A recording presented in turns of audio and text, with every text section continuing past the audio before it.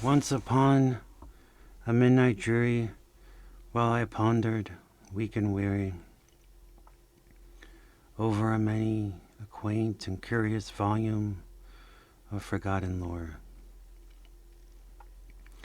While I nodded, nearly napping, suddenly there came a tapping, as if someone gently rapping at my chamber door. "'Tis some visitor," I muttered, tapping at my chamber door. "Only this and nothing more."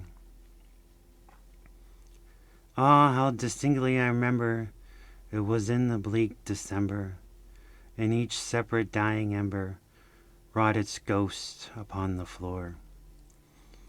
Eagerly I wished the morrow, vainly had sought to borrow from my books surcease of sorrow, sorrow for the lost Lenore, for the rare and radiant maiden whom the angels name Lenore, nameless here forevermore. And the silken, sad, uncertain rustling of each purple curtain thrilled me, filled me with fantastic terrors never felt before, so that now, to steal the beating of my heart, I stood repeating, "'Tis some visitor entreating entrance at my chamber door. Some late visitor entreating entrance at my chamber door. This it is, and nothing more." Presently my soul grew stronger, hesitating then no longer. "Sir," said I, "or madam, truly forgiveness I implore, but the fact is I was napping, and so gently you came rapping, and so faintly you came tapping at my chamber door, that I was sure I heard you. Here I opened wide the door, darkness there and nothing more. Deep into that darkness peering, long I stood there wondering, fearing, doubting, dreaming dreams no mortals ever dared to dream before. But the silence was unbroken, and the stillness gave no token, and the only word there spoken was the whispered word, Lenore. This I whispered, and an echo murmured back the word, Lenore. Merely this and nothing more. Back into the chamber turning, all my soul within me burning. Soon again I heard a tapping, something louder than before. "Surely," said I, "surely that is something at my window lattice.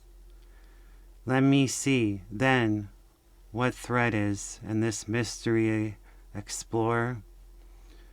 Let my heart be still a moment, and this mystery explore.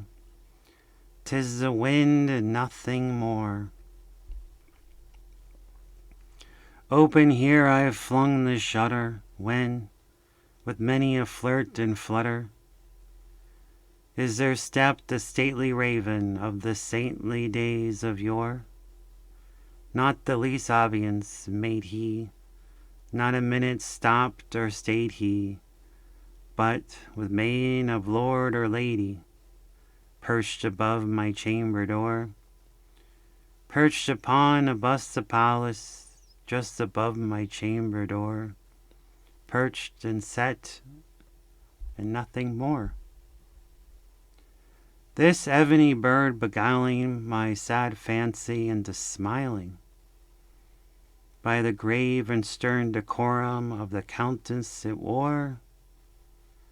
"Though my crest be shorn and shaven, thou," I said, "art sure no craven, ghastly grim, an ancient raven, wandering from the nightly shore?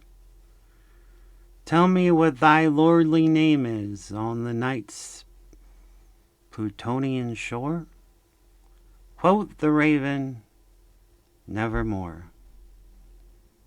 Much I marveled this ungainly fowl to hear discourse so plainly, though its answer little meaning, little relevancy bore. For we cannot help agreeing that no living human being ever yet was blessed with seeing bird above his chamber door, bird or beast upon the sculptured bust above his chamber door, with such name as nevermore. But the raven, sitting lonely on that placid bust, spoke only that one word, as if his soul in that one word he did outpour. Nothing further he uttered, not a feather then he fluttered, till I scarcely more than muttered, other friends have flown before. On the morrow he will leave me, as my hopes have flown before. Then the bird said, nevermore. Startled at the stillness broken by reply so aptly spoken, doubtless, said I, what it utters is only stock and store, caught from some unhappy master, whom unmerciful disaster followed fast and followed faster, till his songs one burden bore, till the dirges of his hope that melancholy burden bore, of never, nevermore. But the raven still beguiling all my sad soul into smiling, straight I wheeled a cushioned seat in front of bird and bust and door. Then upon the velvet sinking, I betook myself to linking fancy unto fancy, thinking what this ominous bird of yore, what this grim, ungainly, ghastly, gaunt, and ominous bird of yore meant in croaking nevermore. This I said engaged in guessing, but no syllable expressing, to the fowl whose fiery eyes now burned into my bosom's core. This and more I sat divining, with my head at ease reclining on the cushion's velvet lining that the lamp lighted glowed o'er. But whose velvet lining with the lamp light glittering she shall press, ah, nevermore? Then methought the air grew denser, perfumed from an unseen censer, swung by seraphim whose footfalls tinkled on the tufted floor. Wretch, I cried, thy God hath lent thee, by these angels he hath sent thee, respite, respite, Nephth, from my memories of Lenore. Quaff, oh quaff, this kind of Nephth, and forget this lost Lenore. Quoth the raven, nevermore. Prophet, said I, thing of evil, prophet still, if bird or devil, whether tempter sent, or whether tempest tossed thee here ashore, desolate, yet all daunted, on the desert land enchanted, on this home by horror haunted, tell me truly, I implore, is there balm in Gilead? Tell me, I implore, quoth the raven, nevermore.